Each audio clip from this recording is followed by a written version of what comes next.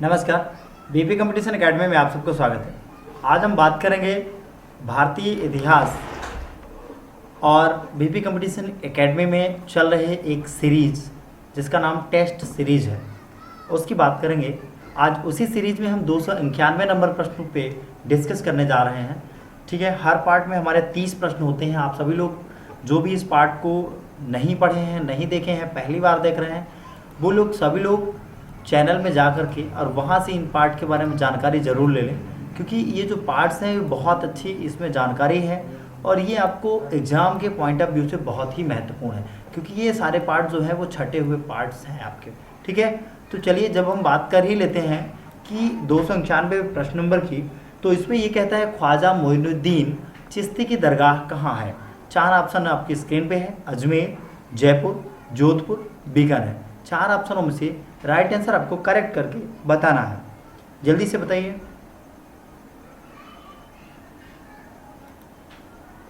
बिल्कुल, इस प्रश्न का जो राइट आंसर होगा वो ऑप्शन नंबर ए जो है वो राइट आंसर होगा, यानी अजमेर में। ध्यान दीजिएगा, जब ख्वाजा मोइनुद्दीन की बात की जाए, क्योंकि ख्वाजा मोइनुद्दीन जो थे वो क्या थे, एक सूफी संत थे। ठीक है, और उनकी जो दरगाह थी वो कहाँ थी, अजमेर में थी। कहाँ थी उनकी दरगाह, अजमेर में थी। ठीक है, बात समझ में आ रही ना। अब बात करते हैं 292 नंबर प्रश्न की। 292 नंबर प्रश्न हमारा ये कहता है कि विट्ठल स्वामी का मंदिर किसने बनवाया था। राजा राम राय, सदाशिव राय, या फिर कृष्णदेव राय, या फिर हरिहर राय। 4 ऑप्शनों में से एक राइट आंसर आपको करेक्ट करके बताना है। ठीक है, चलिए जल्दी से आप लोग राइट आंसर बताइए फटाफट। बिल्कुल, राइट आंसर इसका जो होगा वो सी नंबर राइट आंसर होगा, कृष्णदेव राय। विट्ठल स्वामी का मंदिर किसने बनवाया था, तो बात की जाए तो उसका जो राइट आंसर होगा वो ऑप्शन नंबर सी, कृष्णदेव राय। ध्यान दीजिए, क्योंकि कृष्णदेव राय जो था वो विजयनगर साम्राज्य के राजा थे। कहाँ के थे, विजयनगर साम्राज्य के राजा थे। इन्होंने 1509 से लेकर 1530 तक राज्य किया था। कब तक, 1509 से लेकर के 1530 तक जो है वो राज्य किया था। ठीक है, अगला प्रश्न चलते हैं 3 नंबर प्रश्न पे, यानी 293 नंबर प्रश्न पे। हमारे हर सीरीज पे 30 प्रश्न होंगे। ये लगभग सीरीज आपकी कम से कम 60 से 70 सीरीज जाएंगी, यानी लगभग आपके 2 से 3-4 हज़ार प्रश्न जो है जीएस में क्लियर होंगे। तो आप टेंशन ना लें, आप हमारे साथ जुड़ते रहें, पढ़ते रहें। हम आपको प्रश्न संख्या देते रहेंगे, आप लोग एक नोट्स बना लें, उस पर नोट करते रहें, क्योंकि प्रश्न हम देते हैं, उसके बाद उत्तर देते हैं। इसके बाद इतने ही नहीं, हम संडे को ये भी देखते हैं कि आप लोगों ने एक हफ्ते में पढ़ा क्या। ये बहुत अपने आप में एक बहुत महत्वपूर्ण बात है कि एक हफ्ते में आप लोगों ने पढ़ा क्या। संडे को जब एक बार मुआयना हो जाता है तो आपको भी समझ में आता है और हमें भी आता है, इसलिए आप लोग को पढ़ना जरूरी है। ठीक है, तो इसका राइट आंसर क्या था, गुरु तेग बहादुर।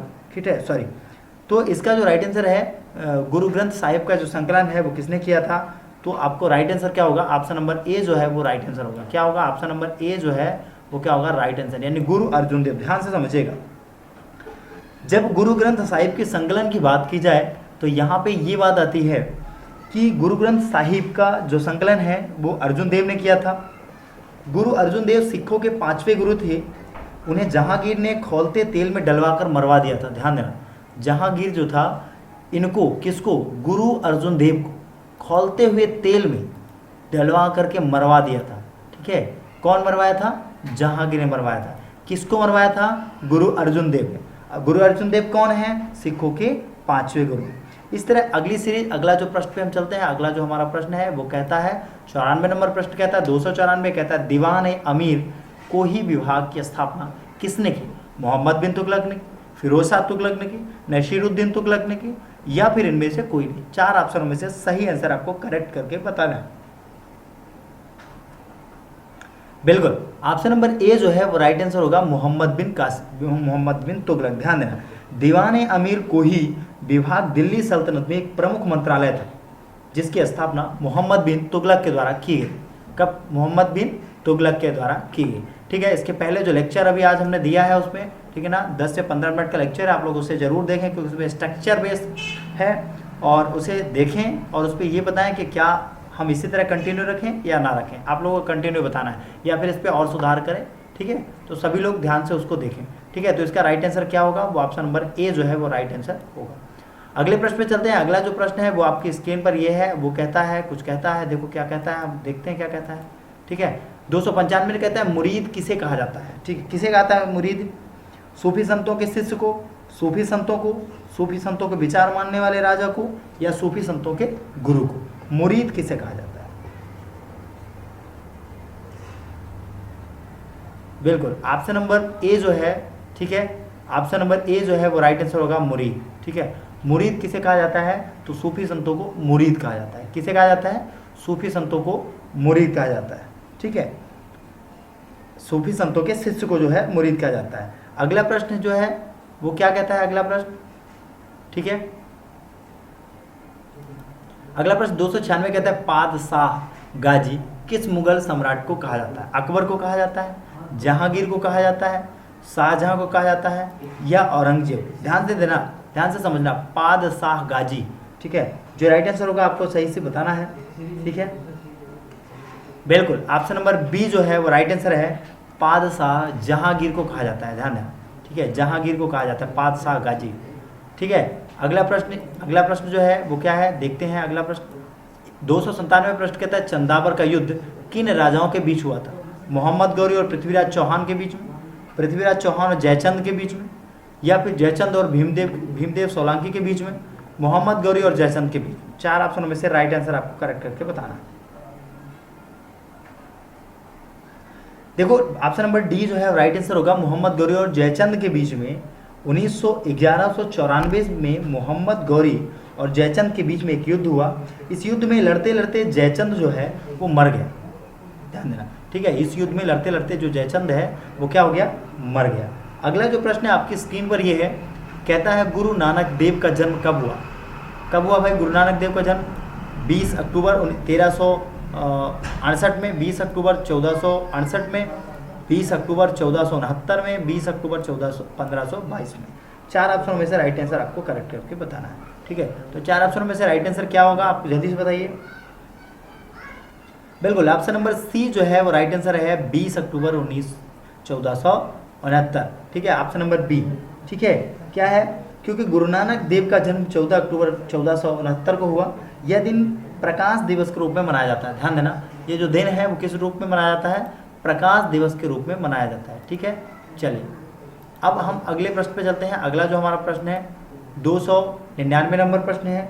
ये कहता है मार्को पोलो किस राज्य के क्षेत्र में 13वीं शताब्दी के अंत में भारत आया था? पांड्य, चोल, होयसाल, चेर? 4 ऑप्शन में से सही आंसर आपको करेक्ट करके बताना है। जब मार्को पोलो की बात आ जाए तो ऑप्शन नंबर ए जो है वो राइट आंसर होगा, पांड्य। ठीक है, यानी ध्यान देना, मार्को पोलो किस राज्य के क्षेत्र में 13वीं सदी में भारत आया था? तो पांड्य के क्षेत्र में। ठीक है, चलिए अगला प्रश्न जो है वो आपकी स्क्रीन पर ये है। ये 300 नंबर प्रश्न आ गया है, ध्यान दीजिए। 300 नंबर प्रश्न कहता है मुल्क एक खादिम के नाम से कौन सा राज्य जाना जाता है? मुल्क एक खादिम के नाम से कौन सा राज्य जाना जाता है? मराठा साम्राज्य, मैसूर साम्राज्य, मुगल साम्राज्य, सल्तनत? 4 ऑप्शनों में से सही आंसर आपको करेक्ट करके बताना है। बिल्कुल, मुल्क एक खादिम के नाम से कौन सा राज्य जाना जाता है? तो ऑप्शन नंबर ए जो है वो राइट आंसर होगा, मराठा साम्राज्य। कौन सा? ऑप्शन नंबर ए जो है वो राइट आंसर होगा, मराठा साम्राज्य जाना जाता है। ध्यान देना, ठीक है। चलिए अगले प्रश्न पे चलते हैं। अगला जो प्रश्न है हमारी स्क्रीन पर ये है। अगला प्रश्न कहता है निम्नलिखित में से कौन सा दक्कन क्षेत्र में गुरिल्ला युद्ध का अग्रणी माना जाता है? ठीक है, कौन सा दक्कन क्षेत्र में गुरिल्ला युद्ध का अग्रणी माना जाता है? जल्दी बताइए। शिवाजी, शाहजी भोसले, मलिक अंबर, मलोजी भोसले? 4 ऑप्शन में से राइट आंसर आपको देना है। बिल्कुल, ऑप्शन नंबर सी जो है राइट आंसर, मलिक अंबर। ठीक है, मलिक अंबर राइट आंसर हो। अगला प्रश्न जो है वो आपकी स्क्रीन पर ये है। ठीक है, 302 नंबर कहता है दीन ए इलाही धर्म को सर्वप्रथम किसने ग्रहण किया था? बीरबल ने, अबुल फजल ने, रहीम ने, अकबर ने? 4 ऑप्शनों में से सही आंसर आपको करेक्ट करके बताना है। जब दीन ए इलाही की बात आ जाए तो बी ऑप्शन राइट आंसर होगा। कौन होगा? बी ऑप्शन राइट आंसर होगा। ठीक है, बीरबल। ठीक है, क्योंकि दीन ए इलाही अकबर द्वारा चलाया गया था और दीन ए इलाही स्वीकार करने वाला प्रथम व्यक्ति जो था वो कौन था? बीरबल ही था। कमेंट में बताएं बीरबल, कमेंट पे बताएं कि दीन ए इलाही क्या है। दीन ए इलाही प्रथा के बारे में किसी को पता है तो बताएं, या फिर हम कंटिन्यू बताएंगे आपको। ठीक है, कंटिन्यू क्लास में।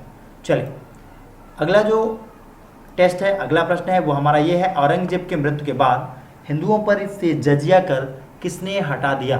फर्रुखसियार, जहांदर शाह, शाह आलम, मोहम्मद शाह रंगीला। 4 ऑप्शनों में से सही आंसर आपको बताना है। ये इतने महत्वपूर्ण क्वेश्चन है कि यदि इतिहास की बात आ जाए या जीएस के, अभी हम सभी पोर्शन को कवर अप करेंगे। 7 पार्ट बना करके हम सभी पोर्शन पे टारगेट कर रहे हैं, ध्यान देना। हर पोर्शन के 7 टारगेट, 7 प्रश्न हम बना रहे हैं, 7 सेट बनाएंगे प्रश्नों के और हम टारगेट कर रहे हैं। तो आप लोग कंटिन्यू हमारी क्लास, कंटिन्यू जो टेस्ट है उसको अटेंड करते रहें, क्लासेस को अटेंड करते रहें और अच्छा होगा। औरंगजेब की मृत्यु के बाद हिंदुओं पर जजिया कर किसने हटाया था? जब ऐसी बात आ जाए तो ध्यान देना, option number B is right answer, Jahandar Shah. Aurangzeb ने 1679 में हिंदुओं पर जजिया कर लगाया, जिसे जहांदर शाह ने हटा लिया। ठीक है ना, किसने हटा लिया था? जहांदर शाह ने हटा लिया था। तो ऑप्शन नंबर कौन सा होगा? B number option number right answer. ठीक है, चलिए अगला जो प्रश्न है वो कहता है, अगला प्रश्न कहता है भारतीय इतिहास के राजा बनाने वाला किसे कहा जाता है? सैयद बंधु को, हुसैन बंधु को, हुसैन परिवार को, या इनमें से कोई नहीं। 4 ऑप्शनों में से राइट आंसर देना है। जब भी भारतीय इतिहास के राजा बनाने वाला किसे कहा जाता है तो सैयद बंधु। सैयद बंधु option number A is a right answer, Abdul Khan. Abdullah Khan और हुसैन अली 2 भाई थे जिन्हें भारतीय इतिहास में राजा बनाने वाला कहा जाता है। ये मेसोपोटामिया से आए थे और पटियाला में बस गए थे। इन्होंने औरंगजेब के बाद उत्तराधिकार के युद्ध में महत्वपूर्ण भूमिका निभाई। ठीक है, तो ऑप्शन नंबर ए जो है वो राइट आंसर होगा।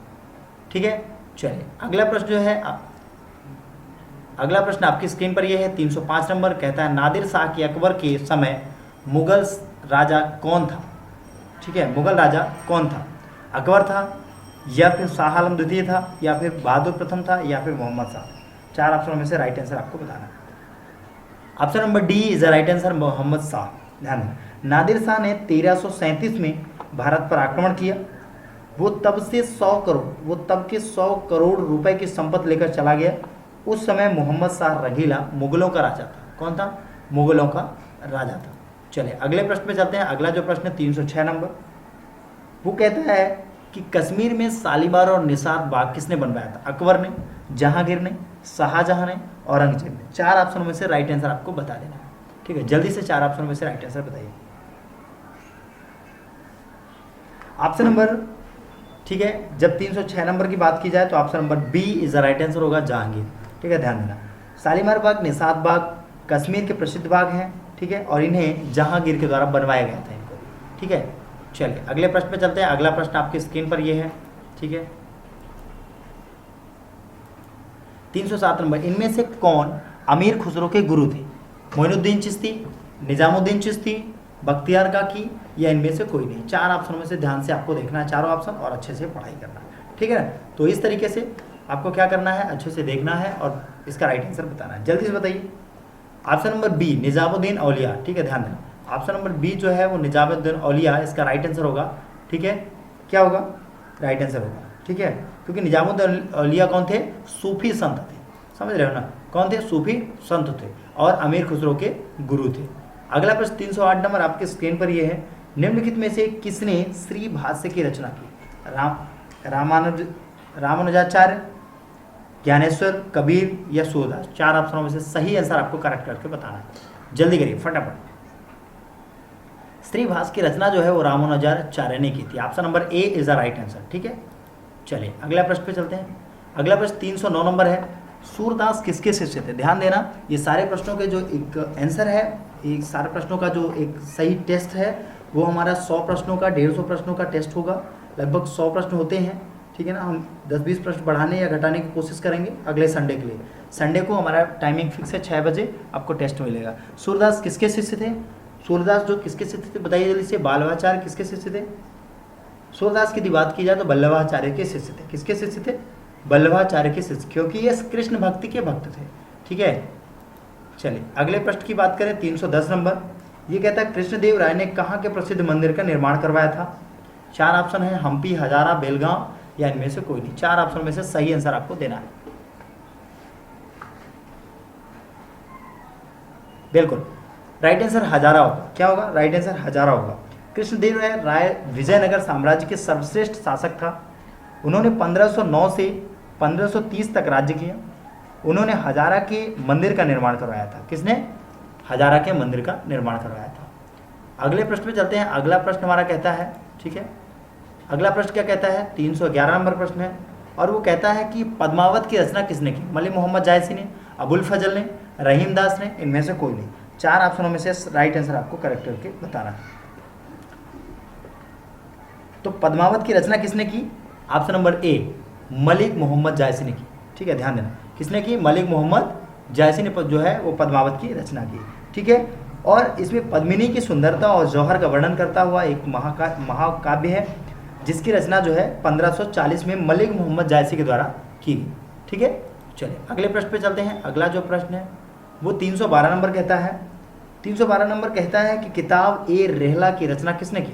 इब्न बतूता ने, अबुल फजल ने, अब्दुल रहीम खान ने, या इनमें से कोई नहीं। 4 ऑप्शनों में से सही आंसर आपको बताना है। ठीक है, जल्दी से आप 4 ऑप्शनों में से सही आंसर आपको बताना है, जल्दी करिए।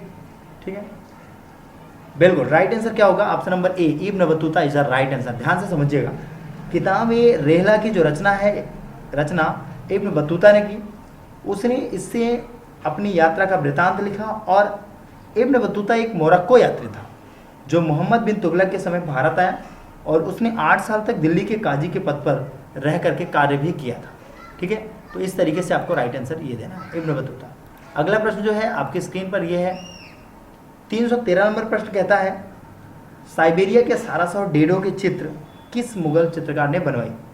अबू अल हसन ने, बिशन दास ने, फर्रुख बेग ने, उस्ताद मंसूर ने। 4 ऑप्शन में से सही आंसर आपको बताना है। तो ऑप्शन नंबर डी जो है इस राइट आंसर है, उस्ताद मंसूर। उस्ताद मंसूर जो है, ध्यान देना, ऑप्शन नंबर डी जो है वो राइट आंसर है, उस्ताद मंसूर। ठीक है, क्योंकि उस्ताद मंसूर जो था वो मुगल कालीन चित्रकार था, और उसने चित्रकारी अकबर के राज्यकाल में आखिरी वर्षों में शुरू की, और बाद में जहांगीर के समय में भी कार्य किया। जहांगीर का जो काल है मुगल चित्रकला का स्वर्ण युग इसीलिए कहा जाता है। ठीक है, तो इस तरीके से जो अगला प्रश्न आपकी स्क्रीन पर है वो क्या है, 314 नंबर प्रश्न है। कहता है राष्ट्रकूट वंश की स्थापना किसने की? तो राष्ट्रकूट जो वंश की स्थापना है किसने की? राष्ट्रकूट वंश की स्थापना जो है, ठीक है, दंतदुर्ग में। कहाँ हुई? दंतदुर्ग में। राष्ट्रकूट वंश की स्थापना जो है दंतदुर्ग ने की। इसकी स्थापना 8वीं सदी में हुई थी। कब हुई थी? 8वीं सदी में हुई थी।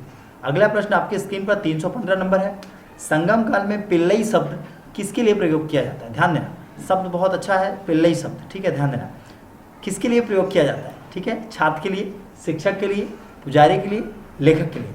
4 ऑप्शन में से राइट आंसर देना है। ठीक है, पिल्लई शब्द संगम काल में जो है वो किसके लिए प्रयोग किया जाता है? छात्र के लिए। ऑप्शन नंबर ए जो है वो राइट आंसर है, छात्र के लिए प्रयोग किया जाता है। ठीक है ना, चलिए अगले, अब जब छात्र के लिए प्रयोग, ध्यान देना, संगम काल तमिलनाडु का एक प्रमुख काल था, उसने पिल्लई शब्दों का प्रयोग जो है वो छात्र के लिए किया गया। ठीक है, अगले प्रश्न पे चलते हैं। अगला प्रश्न आपकी स्क्रीन पर 316 नंबर है, जूना खां। बस 4 प्रश्न और बचे हुए हैं, जल्दी से फटाफट पढ़िए। जूना खां किस राजा का असली नाम था? ठीक है, मोहम्मद बिन तुगलक का, फिरोज शाह तुगलक का, नसीरुद्दीन महमूद तुगलक का, या इनमें से कोई नहीं। 4 ऑप्शन में से राइट आंसर आपको करेक्ट करके बताना है। Option number A is a right answer, Muhammad bin Tughlaq. ध्यान देना, मोहम्मद बिन तुगलक का असली नाम जो था वो जूना खां था। क्या नाम था? जूना खां। ठीक है, चलिए अगला प्रश्न जो है आपकी स्क्रीन पर ये 317 नंबर है, गाजी मलिक ने किस वंश की स्थापना की? खिलजी वंश की, तुगलक वंश की, सैयद वंश की, या इनमें से कोई नहीं। 4 ऑप्शनों में से राइट आंसर, बिल्कुल ऑप्शन नंबर बी जो है तुगलक वंश राइट आंसर होगा। क्या होगा? तुगलक वंश। यानी तुगलक वंश की स्थापना जो है वो गाजी मलिक के द्वारा की गई। अगला प्रश्न आपकी स्क्रीन पर यह है 318 नंबर, अकबर ने विभिन्न टकसालों के कामकाज का केंद्रीकरण कब किया? 1568 में, 1570 में, 1572 में, 1574 में। 4 ऑप्शनों में से राइट आंसर आपको बताना है। तो 1570 में किया। राइट आंसर क्या होगा? 1570। अगले प्रश्न पे चलते हैं। अगला प्रश्न आपकी स्क्रीन पर है 319 नंबर, कहता है, बस एक प्रश्न और बचे हुए हैं, ध्यान से पढ़िएगा सभी लोग। ठीक है, निम्नलिखित में से किस युद्ध में तोपों का पहली बार प्रयोग हुआ? पानीपत का प्रथम युद्ध, पानीपत का द्वितीय युद्ध, पानीपत का तृतीय युद्ध, खानवा का युद्ध। ठीक है, 4 ऑप्शनों में से आपको राइट आंसर। जब तोपों के प्रयोग की बात की जाए तो ध्यान देना, तोपों के जब भी प्रयोग की बात की जाए तो पानीपत के प्रथम युद्ध में तोपों की बात की गई थी। ठीक है ना, जो 1526 में बाबर और इब्राहिम लोदी के बीच में लड़ा गया था, जिसमें बाबर की जीत हुई थी और इब्राहिम लोदी जो है वो निपट गया था, है ना, इस दुनिया से। ठीक है, ध्यान देना। अगला प्रश्न है, अगला अंतिम नंबर प्रश्न है, सेन वंश की स्थापना किसने की? बल्लाल सेन ने, हेमंत सेन ने, विजय सेन ने या सूरसेन ने? 4 ऑप्शनों में से राइट आंसर आपको करेक्ट करके बताना है। जल्दी से बताइए, यहाँ सेन की बात आ गई, हेमंत सेन की बात आ गई, ठीक है, सेन वंश की स्थापना की बात आ गई, जल्दी बताइए। तो हेमंत सेन जो है वो राइट आंसर होगा, ठीक है, हेमंत सेन क्या होगा? Right answer. सेन वंश बंगाल का एक नया राजवंश था, इसकी स्थापना जो है वो हेमंत सेन के द्वारा की गई। तो इस तरह से जो है सभी लोग 320 प्रश्न हैं, ठीक है ना, पूरे 320 प्रश्न हमारे इसके पहले क्लियर हो चुके हैं। आप लोग वहाँ से हमारे चैनल में जाके वहाँ से विजिट कर लें और 320 प्रश्न यानी पूरे प्रश्नों को आप नोट डाउन करते चलें। लगभग 4 से 5 हज़ार प्रश्नों का हम आपको संग्रह देंगे, जिसमें 30 प्रश्नों की डेली सीरीज होगी, 30 से 40 प्रश्नों की डेली सीरीज होगी। तो आप लोग ये सीरीज बिल्कुल ना मिस करें। अपना टाइम याद रखें, शाम को 8 बजे फिक्स टाइम 8 बजे चलने लगेगा। 8 बजे आपको टेस्ट, लाइव टेस्ट मिल जाया करेगा। सभी लोग 8 बजे टेस्ट दें, ठीक है ना। चलो धन्यवाद आपको।